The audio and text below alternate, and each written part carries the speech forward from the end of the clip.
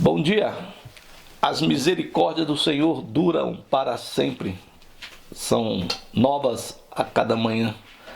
Deus é bom e misericordioso. Estamos mais uma vez juntos nesse domingo, dia 18, e gostaria de compartilhar com vocês um pensamento. Algo que aconteceu nessa semana. Uma paciente minha conversando comigo e colocando da sua tristeza, da sua angústia, do seu olhar, olhando do túnel que não tinha saída, não tinha uma luz no fim do túnel, e no pensamento até de morrer, de se matar. E a gente conversando, colocando algumas coisas. E nesse dia de hoje eu me lembrei do texto bíblico, em que por vários momentos alguns dos homens bíblicos de fé pensaram em morrer, em tirar a sua vida. Entre eles nós temos aí Elias, em 1 Reis, no capítulo 19. É interessante que nessa história de Elias, a gente tem no capítulo 18, ele enfrentando os profetas de Baal e os profetas dos postes ídolos. Ali, pelo menos, ele tendo aquele embate com aqueles profetas, ele vence os profetas e mata os profetas. São 850 profetas, na verdade, porque é 450 de um e 400 do outro, né? do Baal e do poste ídolo. E depois ele fica ali, né, vitorioso, e ele vai e fala pro rei Acabe que ia haver chuva, que ia chover, porque já fazia 3 anos que não chovia na terra, e acontece isso. E depois o rei Acabe vai falar com a mulher dele, Jezabel, que era a chefe dos profetas. E aí Jezabel manda um recado para Elias, que ela mataria ele, que ela faria a mesma coisa que ele fez com os profetas, que ela comandava, dos postes ídolos e também do Baal, e ela destruiria a Elias da mesma forma. Então Elias, no capítulo 19 de 1 Reis, né, interessante, ele acaba de fazer algo tremendo, e um homem só contra 850 homens, e agora ele está temendo uma mulher, né? Tem medo da Jezabel. E a partir do versículo 3 nós temos aqui o relato bíblico que diz o seguinte: temendo, pois, Elias levantou-se e para salvar sua vida se foi e chegou a Beersheba. Ele estava lá em cima no norte de Israel, perto lá do caso do Monte Carmelo, e ele então desce até a última cidade ali da faixa do deserto ali, Beersheba, e ele foge para lá, né? No estado de Judá, lá embaixo, indo para o deserto, para o Negueb. E ele então está acompanhado de uma pessoa, de um moço que o servia. Ele deixa o moço ali, e ele mesmo, parece-nos que decide tudo isso aqui a partir de agora, né? Ele mesmo, porém, se foi ao deserto, caminho de um dia. Então ele sai de Beersheba e vai até o deserto aqui embaixo, num dia de caminhada, e fica ali. E ali ele se assenta debaixo de uma árvore ali, de um zimbro. E é o que o texto do versículo 4 diz assim: e pediu para si a morte. Elias, né? Um vencedor dos profetas de Baal e dos postes ídolos, pedindo vitorioso no capítulo 18, e agora pedindo a morte. Nós lembramos disso aí quando nós comentamos sobre o Abraão, que ele vence aqui no capítulo 14 de Gênesis. Ele vence aqueles reis que prenderam o seu sobrinho, e depois no capítulo 15 ele está dentro da tenda, né? Choramingando lá e com medo das coisas e das incertezas da vida. Lembra que Deus chama ele para fora e fala: olha, porque, né, eu sou o teu escudo, eu estou te protegendo, e olha para cima, conta as estrelas, se você puder contar, essa vai ser a sua descendência. E ali Deus faz uma aliança com Abraão. E aqui a mesma coisa, o profeta Elias pede para ele a morte, né? E ele vai dar a desculpa dele: basta, né? Basta, não aguento mais. E nós sabemos que não só essa minha paciente, mas também diversas pessoas hoje, no dia 18 do mês de agosto, no mundo inteiro, está com o mesmo pensamento de querer a morte, de buscar a morte, de não ver soluções para os seus problemas, de não ver a luz no fim do túnel, de não ter certeza de nada, de não entender, de não saber, e ver a situação que se passa no mundo cada vez pior, cada vez mais coisas horríveis que nós vemos. e a pessoa desanima, e a pessoa vai então tentar resolver esse problema de uma maneira que não se deve resolver, ou seja, querer até se matar. E ele vai dar a desculpa dele, né? Basta, Senhor, basta, toma, Senhor, a minha alma, né? Me tira, me mata, né? Pois não sou melhor do que os meus pais, né? Os judeus, os israelitas do antigo, né? E ele faz aquilo que nós fazemos quando nós estamos em depressão, em tristeza, em angústia. A gente vai dormir, porque a gente pensa que dormindo vai passar logo o dia, né? E o problema a gente não enxerga, mas quando a gente acorda o problema continua. Essa questão, né? A gente dorme, aquelas horas que nós dormimos, não enfrentamos a situação. Podemos até enfrentar em questões de sonhos, né? Mas não resolve. E depois voltamos para a realidade. Ele vai dormir e parece que aqui vem um mensageiro de Deus, né? E toca nele e fala, olha, né? Coma, levanta-te e coma. Aí ele acorda meio, não sabemos se ali é um sonho, alguma coisa. Ele acorda e viu ali na pé da sua cabeça uma vasilha com pão cozido sob as brasas, né? Das pedras e as brasas, e uma botija de água. O que ele faz? Ele comeu, bebeu e tornou a dormir. Isso tudo que está relatado aqui no versículo 5 e 7. Né?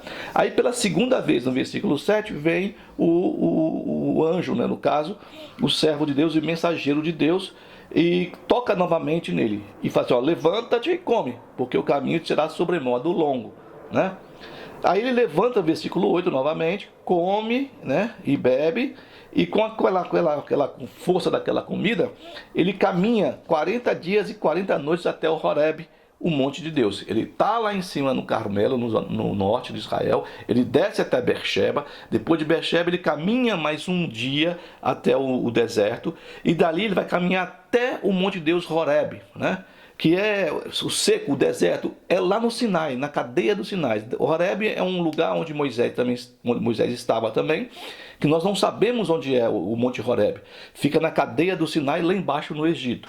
Então, 40 dias e 40 noites. Também, mas assim, ó, simbolizando mais ou menos que o Moisés passou também na conversa com o Senhor em cima do Horebe de 40 dias, 40 noites sem comer. Ele está mais ou menos a 400 quilômetros da onde ele estava, né? Então ele começa a descer, por isso leva 40 dias, 40 noites para chegar, né? E chegando ali no Horebe, numa daquelas montanhas da cadeia do Sinai, ele entra numa caverna onde ele vai passar a noite, vai dormir de novo, né? Aí vem uma pergunta do Senhor, né? Nessa outra Bíblia diz assim, o que você está fazendo aqui, Elias? E nessa minha aqui, a revista atualizada, essa aqui é a NVI, diz, o que fazes aqui, Elias? Deus está perguntando. Você vê que não foi Deus que mandou ele descer. O anjo fala assim, vai ter uma caminhada, mas parece-nos que ele que decide ir até aquele lugar em que supostamente ele entende que onde foi que Moisés falou com Deus, ali quando o povo de Israel estava saindo do Egito e indo para a terra prometida. Aí ele vai dizer para Deus, né? Eu tenho sido zeloso. Ele vai começar a colocar a conversa dele sobre o povo de Israel que não obedece a Deus, que se desviou dos seus caminhos, né? Que mataram os profetas de Deus. E diz ele, só ficou eu. Só tenho eu aqui que defende o Senhor, né? Aí Deus diz para ele no versículo 11, é interessante. Sai dessa caverna, né? Lembra de novo lá o Abraão, sai dessa tenda. Sai dessa angústia, dessa tristeza, desses pensamentos ruins, desse desânimo. Sai daí que eu vou te mostrar algumas coisas para você, né? Disse Deus, sai e põe-te nesse monte perante o Senhor, perante a mim no caso. Aí diz o texto que eis que passava o Senhor. Se nós formos olhar o Êxodo, vai ser um texto igualzinho àquele em que Moisés estava no mesmo lugar, supostamente, o mesmo monte Horebe, em que Deus passa diante de Moisés, né? E Deus fala para Moisés, você sobe para o monte, que lá em cima eu vou me revelar a você. Eu vou falar para você quem eu sou. E Moisés está lá em cima e Deus passa diante dele, só que Moisés não vê. Mas é proclamado uma voz, dizendo, Deus misericordioso, bendito, grandioso, né? Tardio em ira e grande em bondade. E Moisés então passa-se o Deus e tampa onde Moisés estava. Moisés não vê, ele só vê o Senhor passando pelas costas, né? Então fala assim, perante o Senhor, eis que passava o Senhor. Aqui a demonstração de poder de Deus é diferente daquela que foi mostrada para Moisés, no caso. E um grande e forte vento fendia os montes e despedaçava as penhas diante dele. Né? Um vendaval terrível que quebrava as rochas. Nós tivemos um lugar há pouco tempo atrás que nós vimos uma super rocha com um raio que partiu a rocha no meio. Naquela rocha poderosa, um raio bateu e rachou ela e fez 2 pedaços da rocha, né? E aqui o vento despedaçava as penhas, as rochas, né? Diante de Elias. E o texto continua dizendo que, olha, mas Deus não estava ali, porém o Senhor não estava no vento. Não é naquela confusão, naquela destruição todinha que Deus estava, né? E depois de um vento, um terremoto que sacudiu o monte. E continua o texto, né? Mas o Senhor não estava também no terremoto. Né? 2 eventos ali na natureza, destruidores, e que Deus não estava ali. E Elias não via Deus ali. Talvez pudesse ser aquilo que Elias queria que Deus fizesse, que destruísse todos os inimigos de Deus, do povo de Israel, que destruísse também os israelitas que não obedeciam a Deus. Manda vento, destrói, racha tudo, manda terremoto também, mata também, e não era bem por aí. E depois do terremoto veio aí no fogo ainda. Então também queima ele com fogo. Esse povo todinho, nossos inimigos, o povo que não te obedece, né? Se nós olharmos aquele texto lá do Novo Testamento com Jesus, quando João e seu irmão, Jesus não é bem recebido numa cidade de Samaria, e eles dizem a Jesus o seguinte: o Senhor quer que nós mandemos fogo do céu para destruir essa cidade? E Jesus vira para eles e diz assim o seguinte: olha, vocês não sabem de que espírito vocês são, né? Porque Jesus diz que ele não veio destruir, não veio matar, né? Ele veio se revelar, veio revelar as boas novas, a boa notícia de que Deus estava no meio dos homens. E depois desse fogo, Deus também não estava no fogo. E depois do fogo veio um cício tranquilo e suave. Nessa versão nós temos, mas o Senhor não estava nele, no fogo. E depois do fogo houve o murmúrio de uma brisa suave. Né? Então Deus se apresentou na quietude. Acalma os seus pensamentos, acalma os seus desejos, acalma os seus anseios, seus anelos. Acalma, porque eu não estou nesse fogo, não estou nesse vendaval, não estou nesse terremoto. Eu estou aqui na quietude do seu coração. E eu quero que você pense, como diz o salmista, traz à memória aquilo que te dá esperança, o texto de Jeremias.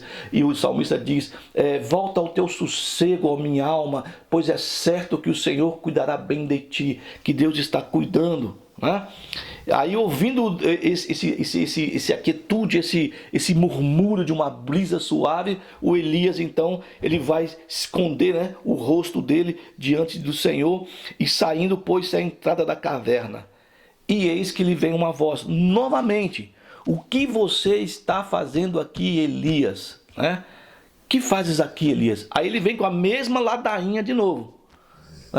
Eu tenho sido zeloso, a mesma coisa que ele vai respondendo no versículo 10, ele responde de novo no versículo 14.